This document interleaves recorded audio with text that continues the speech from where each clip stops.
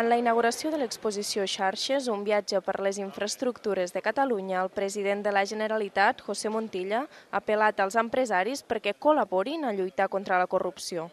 Davant les notícies polítiques i empresarials que els últims dies han afectat la confiança de la societat en les institucions, el president ha demanat el compromís de tots amb la regeneració moral i ètica i ha remarcat que cal redoblar els esforços de tot tipus per respondre a fons a la demanda dels ciutadans. El combat per l'ètica en el món dels negocis i en la lluita contra la corrupció ha de ser del conjunt.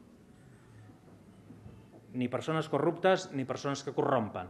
Tolerància zero contra la corrupció a la política i a l'empresa. En la visita a la mostra, el mateix dia de l'aprovació del projecte de pressupostos per a l'any que ve, el cap del govern ha garantit que el 2010 continuaran les inversions en grans obres amb l'objectiu de millorar el benestar dels catalans. Ha anunciat, per exemple, que dins del primer trimestre es tramitaran els plans directors de l'eix transversal ferroviari i la línia orbital i ha avançat que l'any vinent es faran obres com el pont sobre el riu Ebre entre Deltebre i Sant Jaume d'Enveja o el nou edifici de la Filmoteca de Catalunya.